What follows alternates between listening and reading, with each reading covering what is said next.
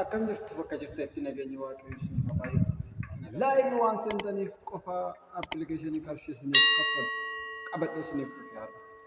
Laayivii gaafa seentan kooyinii kan isiniif kaffalu appilikeeshinii bareedaa tokkoon qabadhee isiniif dhufe. Appilikeeshinii kanaan ofii kootiif itti gargaaramaa jira.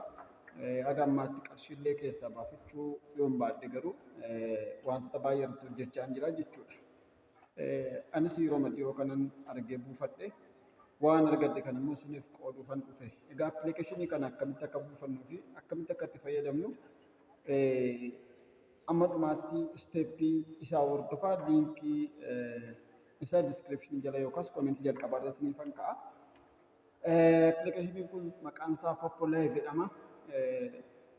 Wantoota achi keessatti barbaachisan yookaas akkaataa kamiin akka itti fayyadamnu tokko lama asitti agarsiisa. Kana booda warri TikTok irra ooltan dhuftanii asitti maallaqa hojjechuudhaaf qophaa'an isiniin jedha. Kallattiidhaan gara barumsaa. Tole akkuma jalqabarratti isinitti himee ture kun appilikeeshiniin kana asitti argaa jirtan kanaadha.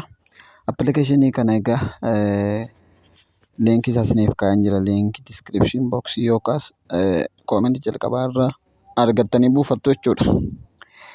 Isa booda keessa seenneen akkaataa kamiitiin akka itti fayyadamnu tokko lamaan waliin ilaalla. Egaa gaafa keessa seennu rifresh godhee sitti agarsiisutti fayyadamaan ture waan ta'eef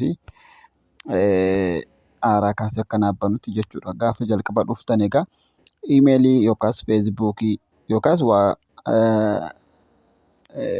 googiliidhaanii waan barbaadan kireet gochuu dandeessu jechuudha. Egaa akkaataa kanaatiin isiniif fida jalqaba irratti gaafa keessa isaa seentanii wanti hundumtuu jala kanatti kan argamu kun faayidaalee adda addaa qaba jechuudha. Isaan kana xiqqoonii torkii barbaada waan ta'eef karaa kamiitiin maallaqa irraa hojjechuu akka dandeenyudha. Egaa amma isinitti agarsiisu kanan barbaade jechuudha. Egaa jalqaba irratti erga iimeelii keenyatti dabarree booda haala kanaan nu gaafata. Ergas akkaataa kanaan gaafa nuuf dhufu jalqaba irratti kunoo gara piroofaayilii keenya gara dhumaa kana dhufne bakka suura kooti kana tuqeen isinitti agarsiisa jechuudha waan tokko tokko. Amma fakkeenyaaf kunoo dheengadda reefu guyyaa muraasa dura kananii bane waan ta'eef bakka kanatti kan argamu kun viidiyoodhaa fi suura gadhiisuu karaa ittiin dandeenyudha jechuudha. Kunoo yoo suura barbaannes yoo viidiyoo barbaannes karaalee lamaan kana fayyadamne waan barbaanne poost gochuu dandeenya jechuudha. Fakkeenyaaf pilaasii kana keessa yoon tuqe suura na filachiise yookaas viidiyoo achi keessaa tokko filadhe kallattiidhumaan kompiliit kan jedhu kana tuqee poost gochuu ni danda'a jechuudha. Inni lammaffaan bakka ammaa tuqee viidiyoo tuqee haala kanaatiin viidiyoon barbaade tokko itti barreesse poost gochuu ni danda'a jechuudha akkaataa maslaatiin. Egaa akkaataa kamiitiin maqaa keenya arreenji godhannaa yoo jettan immoo kunoo gararraa kanatti mallattoo iskiriptoo kan fakkaattu kanarraa al tokko erga tuqxanii booda jala kanatti kan argamu guutummaa isaa guutuu jechuudha.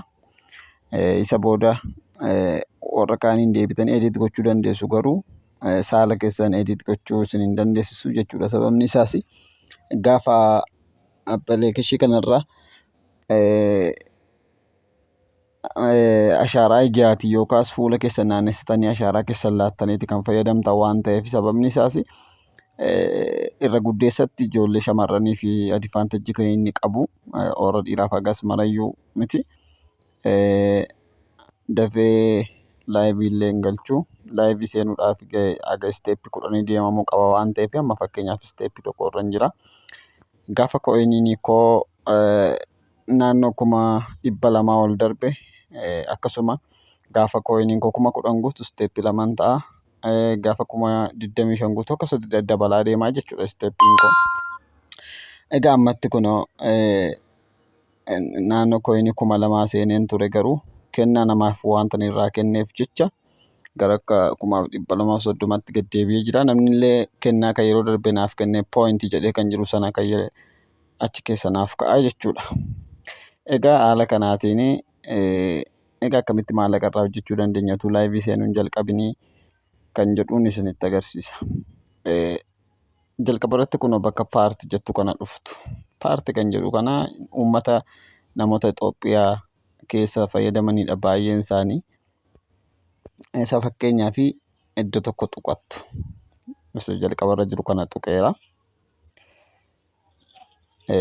Kunoo haala kanaan erga naa fidee booda bakki pilaasii qabu kun bakka isin xuxxaniitti irratti ol ba'uu dandeessanidha jechuudha. Bakka pilaasii jiru amma fakkeenyaaf bakka suurri namaa argamu namatu irra jira. Kunoo jala kana bakka tokko qofaatu jira jechuudha. Bakka sanatti ol ba'ee isinitti agarsiisa.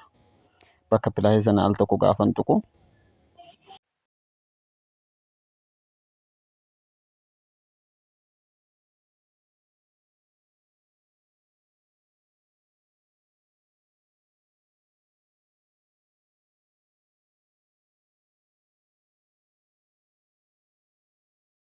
Irra seeneen isinitti agarsiisaa jechuudha. Amma fakkeenyaaf kanarrallee yoon seene haaluma sanaan naa fida. Bakka kanaallee bakka duwwaa bakka sadiitu jira. Bakka sadan kana keessaa bakka hin barbaade 7, 8, 9 kan jedhu kun bakka duwwaadha. Bakka kanatti ol baanee waan lama hojjechuu dandeenya jechuudha. Tokko daqiiqaa 15f gaafa asirra turru kooyinii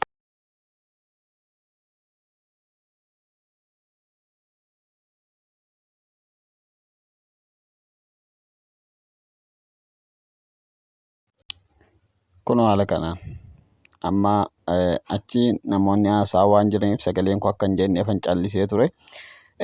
Ol na baasee ture jechuudha. Ergan achirra daqiiqaa 15 ture booda meesejjii kunoo bakka kanatti naaf ergaa jechuudha. Daqiiqaa 15 booda meesejjii kana al tokkoof ergan tuqee booda go received kan jedhu kanarraa al tokkoof tuqa.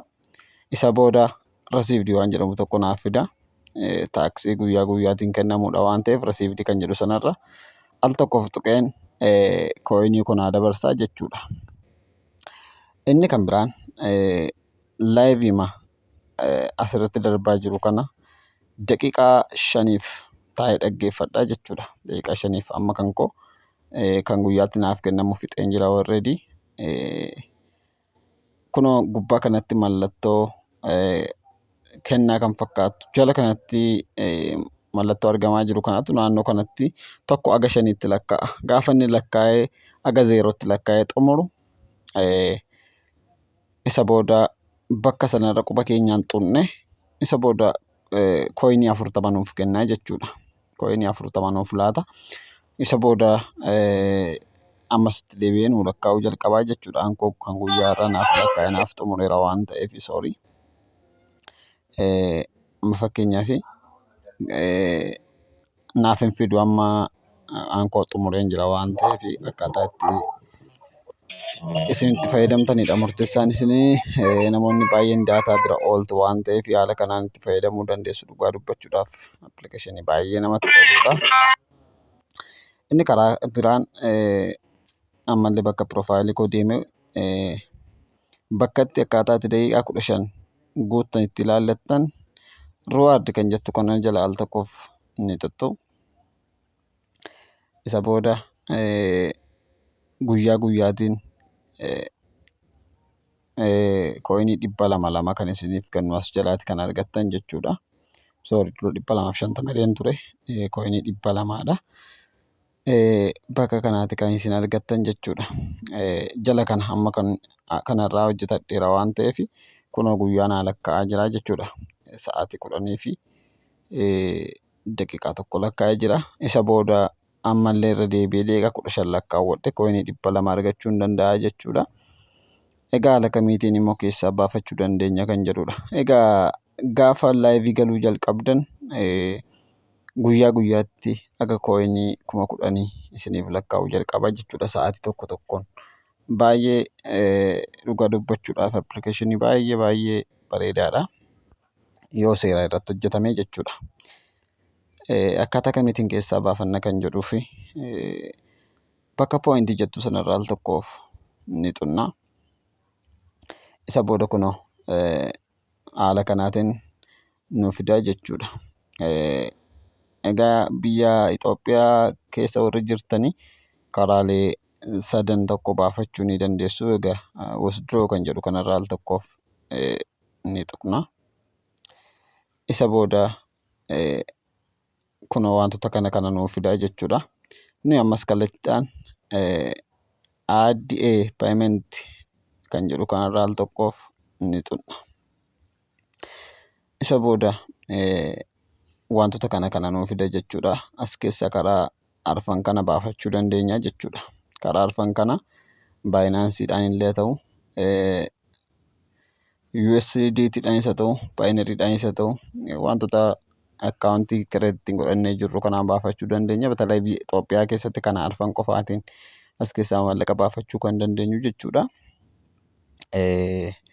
Kanaaf bifa salphaa ta'een baafachuu dandeenya jechuudha. Egaa